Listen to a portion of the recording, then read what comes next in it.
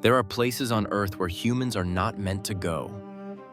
Dark, tight, crushing places beneath our feet.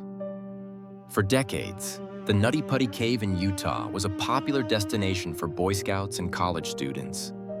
It was considered safe, a fun challenge for amateur spelunkers. But caves are indifferent to human life.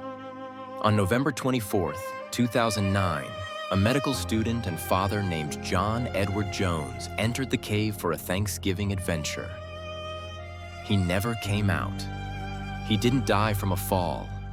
He didn't die from an animal attack.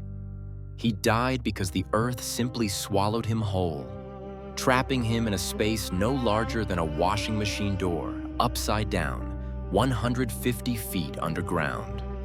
This is the story of the 27-hour rescue operation that captivated the world, and the tragic reason why Nutty Putty Cave is now sealed with concrete forever. John Jones was 26 years old. He was 6 feet tall and weighed 190 pounds. An athletic, healthy man. He had explored caves before as a child, but he hadn't been spelunking in years. That night, he entered Nutty Putty with his brother Josh and a group of friends.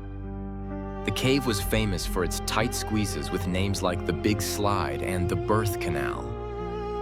The plan was simple.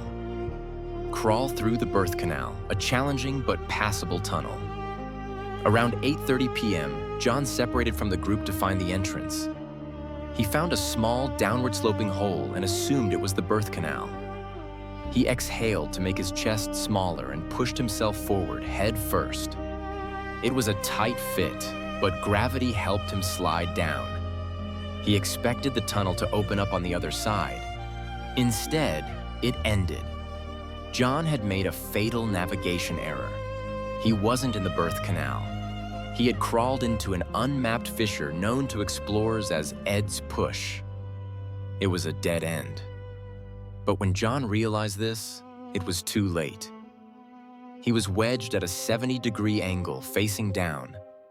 He tried to push himself back up, but his ribcage caught on the rock lip.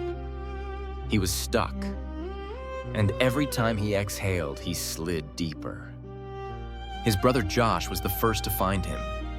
Seeing only John's feet sticking out of the hole, Josh tried to pull him out by his calves, but pulling only caused John agonizing pain as his chest compressed against the raw rock. Realizing the severity of the situation, Josh left the cave to call 911. The first rescuer, Susie Motola, arrived around midnight. By then, John had been upside down for 3.5 hours. The position was critical. Human anatomy is not designed to be inverted for long periods. Gravity was causing fluids to pool in his lungs and brain. His heart had to work double time to pump blood against gravity. When Susie reached him, all she could see were his shoes. "Hi, Susie, thanks for coming," John said, his voice calm but strained. "I really want to get out." The rescue team grew to over 100 people. They used drills to widen the rock around him, but the stone was hard and the space was too cramped for heavy machinery. They tried lubrication, they tried ropes, but the physics were against them. The tunnel hooked like a letter L, and pulling John straight back broke his legs against the ceiling. They needed to lift him up, then pull him back. It was an engineering nightmare in a space the size of a coffin. After 19 hours, hope arrived in the form of a pulley system. Rescuers anchored ropes deep in the shaft and connected them to a harness around John's legs. The plan was to use mechanical advantage to hoist him up just enough to clear the rock lip. It began to work. Inch by agonizing inch, John was lifted. He was pulled up high enough to make eye contact with the rescuer. He smiled. He asked how his wife and baby daughter were. The team was exhausted but ecstatic. They had him, but then tragedy struck. Without warning, a stone arch bearing the weight of the pulleys shattered. The anchor failed. The rope snapped loose, and the metal carabiner flew backward, striking a rescuer in the face. John fell, He slid right back down into the exact same crevice, wedged even tighter than before. The rescuers were devastated. They scrambled to set up a new system, but John's body was failing. His breathing became shallow. He eventually went silent. At midnight on November 25th, 27 hours after he entered the tunnel, a doctor crawled down and pronounced John Jones dead. His heart simply stopped. The rescue turned into a recovery, but the risk was too high.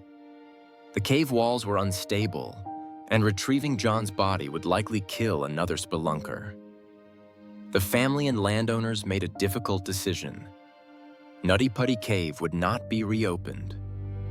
A week later, crews used explosives to collapse the ceiling of the birth canal, burying John deep inside the earth. The entrance was filled with concrete, sealing the cave forever. John Jones remains there to this day, entombed in the rock he loved to explore. It serves as a grim reminder that nature is not a playground. Sometimes, if you go too deep, the earth doesn't let you go. What do you think about the decision to seal the cave? Let us know in the comments. If this story gave you chills, hit like and subscribe to the Static Archive. Stay safe and stay in the light.